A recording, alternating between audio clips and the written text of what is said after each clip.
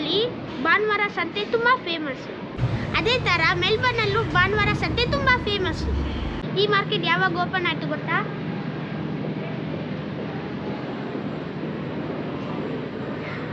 ಬೇರೆ ಬೇರೆ ಕಂಟ್ರೀಸಿಂದ food, house holdings ಎಲ್ಲ ಸಿಗುತ್ತೆ ಇಲ್ಲಿ. ನಾನು ಇವತ್ತು ಒನ್ ಆಫ್ ದ ಓಲ್ಡೆಸ್ಟ್ ಮಾರ್ಕೆಟ್ಗೆ ನಿನ್ನ ಕರ್ಕೊಂಡು ಹೋಗ್ತಾ ಇದ್ದೀನಿ.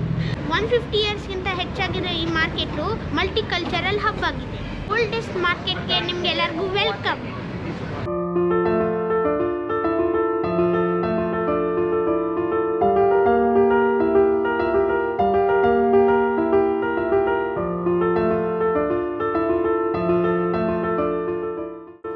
ಬಜಾರ್ ಅಂದ್ರೆ ಮಿಡ್ಲ್ ಈಸ್ಟ್ ಟರ್ಮ್ನಲ್ಲಿ ಮಾರ್ಕೆಟ್ ಅಂತ ಅರ್ಥ.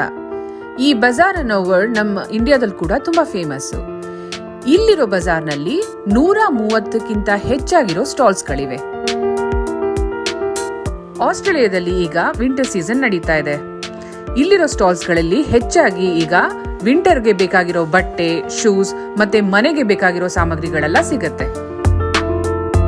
ಬೇರೆ ಬೇರೆ ಕಂಟ್ರಿಗಳಿಂದ ಜೆಮ್ ಸ್ಟೋನ್ಸ್, ಸ್ಪೈಸಸ್, ಕಾಂಡಿಮೆಂಟ್ಸ್ ಎಲ್ಲ ತಂದು ಇಲ್ಲಿ ಮಾರಾಟ ಮಾಡ್ತಾರೆ. ಇಷ್ಟೊಂದು ದೊಡ್ಡ ಮಾರ್ಕೆಟ್ ಅಲ್ಲಿ ಶಾಪಿಂಗ್ ಮಾಡಿ ಸುಸ್ತಾದ್ರೆ ಮಧ್ಯದಲ್ಲಿ ಫುಡ್ ಸ್ಟಾಲ್ಸ್ಗಳು ಕೂಡ ಇದೆ. ಇಲ್ಲಿ ನಮಗೆ ಎಲ್ಲಾ ತರದ ಕಾಂಟಿನೆಂಟಲ್ ಫುಡ್ಗಳು ಸಿಗತ್ತೆ. ಹಾಗೆ ಇಲ್ಲಿ ಫ್ರೂಟ್ಸ್ ಮತ್ತೆ ವೆಜಿಟೇಬಲ್ಸ್ ಮಾರ್ಕೆಟ್ ಕೂಡ ಇದೆ. ಇಲ್ಲಿ ಏಷ್ಯಾ ರಿಲೇಟೆಡ್ ಮತ್ತೆ ಬೇರೆ ಬೇರೆ ಕಂಟ್ರಿಗಳಿಂದ ತರಿಸಿರುವಂತ ಸ್ಪೆಷಾಲಿಟಿ ಫ್ರೂಟ್ಸ್ಗಳು, ಹಾಗೆ ನಮಗೆ ಬೇಕಾಗಿರೋ ಪ್ಲಾಂಟ್ಸ್ಗಳು, ನಮ್ಮ ಮನೆಯಲ್ಲಿ ಗಾರ್ಡನಿಂಗ್ ಮಾಡಬೇಕಾದ್ರೆ ಎಲ್ಲ ಕೂಡ ಇಲ್ಲೇ ಸಿಗುತ್ತೆ.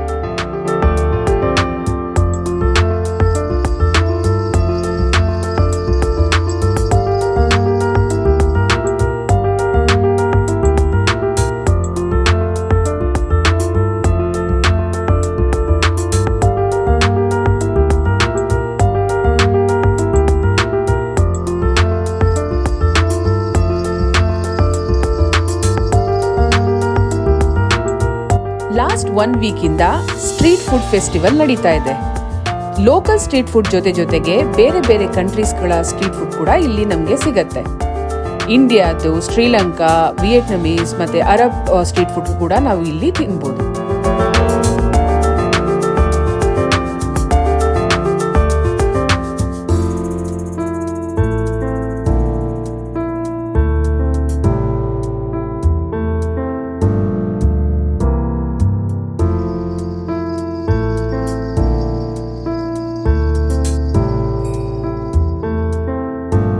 ನೀವೆಲ್ಲ ಕೇಳಿರ್ಬೋದು ಆಸ್ಟ್ರೇಲಿಯಾದಲ್ಲಿ ಎಲೆಕ್ಟ್ರಾನಿಕ್ ಐಟಮ್ಸ್ ತುಂಬಾ ಚೀಪ್ ಆಗಿ ಸಿಗುತ್ತೆ ಅಂತ.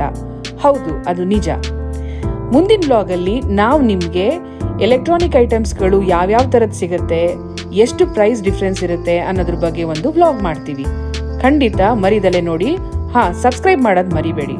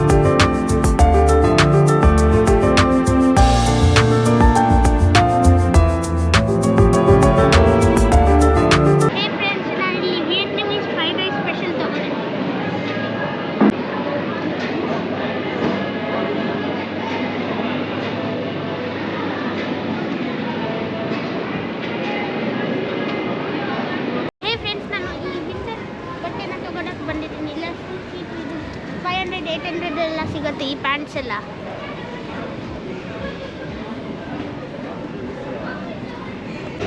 ಫ್ರೆಂಡ್ಸ್, ಇಲ್ಲಿ ಶುಗರ್ ಕೇನ್ ಜ್ಯೂಸ್ ತಗೊಂಡೆ.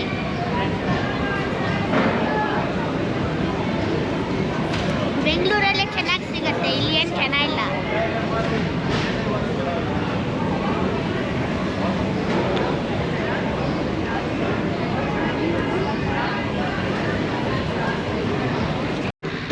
ನೋಡಿದ್ರಲ್ಲ ಫ್ರೆಂಡ್ಸ್, ಎಲ್ಲ ಮಾರ್ಕೆಟ್ ಫುಡ್ಡು ಎಲ್ಲ ಬಟ್ಟೆ ಎಲ್ಲ ನೋಡಿದ್ರಲ್ಲ. ಪ್ಲೀಸ್ ಹೇಗಿತ್ತು ಅಂತ ಪ್ಲೀಸ್ ಕಮೆಂಟ್ ಸೆಕ್ಷನಲ್ಲಿ ಕಮೆಂಟ್ ಮಾಡಿ. ನೆಕ್ಸ್ಟ್ ವಿಡಿಯೋದಲ್ಲಿ ಸಿಗ್ತೀನಿ.